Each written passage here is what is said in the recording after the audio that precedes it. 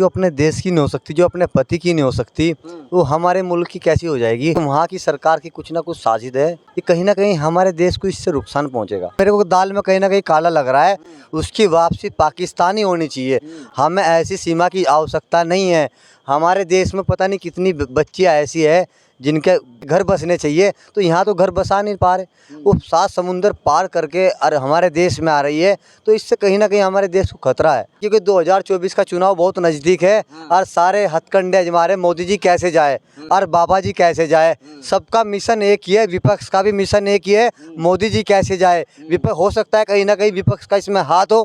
बिल्कुल 100% ये कहीं ना कहीं हमें मोदी जी को, सरकार को नुकसान पहुँचाने वाली साजिश है। उसकी वापसी पाकिस्तान होनी चाहिए, क्योंकि ये कहीं ना कहीं 2024 को हमारे नुकसान पहुंचाएगा। लेकिन उन्होंने तो कह दिया है कि जान दे दूंगी, लेकिन पाकिस्तान वापस नहीं जाऊंगी, वहाँ मुझे मार दिया जाएगा। उसके पूर्ण रूप से जांच होनी चाहिए। जांच होने के बाद वापसी उसकी होनी चाहिए, क्योंकि चुनाव बहुत करीब है।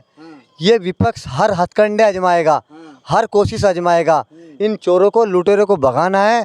कहीं ना कहीं ये दाल में काला है जरूर। तो मेरी तो कहना यही है प्रधानमंत्री जी से। आप कह रहे हैं कि दाल में काला है, वापस भेजना चाहिए। वहाँ उनके पड़ोसी, उनके गांव के लोग ये कह रहे हैं कि सीमा हमारी भाभी है, बुजुर्ग कह रहे हैं सीमा हमारी बहू है।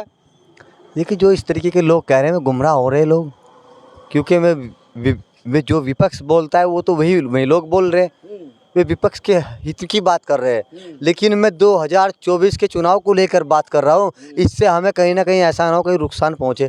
उसकी वहाँ की सरकार की क्या साजिश है, वहाँ फ़ोन पे भी बात कर रही हो पाकिस्तान, तो इससे कहीं ना कहीं हमें धर्म तक भी बदल लिया है, सनातन धर्म अपना लिया है उन्होंने। हो सकता है धर्म बदलने के बाद भी कहीं ना कहीं नुकसान, क्योंकि यहाँ बार बार ये विपक्ष कह रहा है यहाँ का मुसलमान खतरे में, भारत का मुसलमान खतरे में है। भारत का मुसलमान क्या में खतरे में है? जब से भारतीय जनता पार्टी की सरकार आई तो यहाँ का मुसलमान खतरे में नहीं है, सेफ और सेपरेट है। हर योजना का लाभ दिया जा रहा। प्रधानमंत्री जी बड़ा विशेष ध्यान दे रहे मुस्लिम समाज पर, शिक्षा पे, घर पे, जल पे, लाइट पे, पानी पे। लेकिन वो लोग तो ये कह रहे हैं कि यहाँ भाईचारे को बेकार किया जा रहा है, हिंदू मुस्लिम की बातें होती हैं सिर्फ।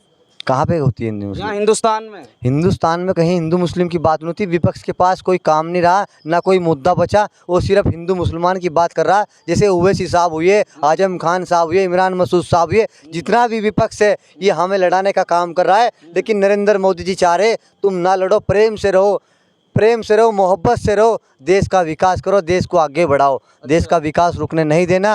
विपक्ष हर तरीके से बौखलाया हुआ है, डिप्रेशन में आ चुका है। एक बंदर की तरह भागा फिर रहा है। जैसे बंदर कभी पेड़ पे, कभी नीचे, कभी पटना में मीटिंग करते हैं तो कभी बेंगलोर में मीटिंग करते। ये बौखला गए, हर हथकंडे आजमाएंगे। तो मुझे लगता है सीमा का कहीं ना कहीं इसमें हाथ है विपक्ष का।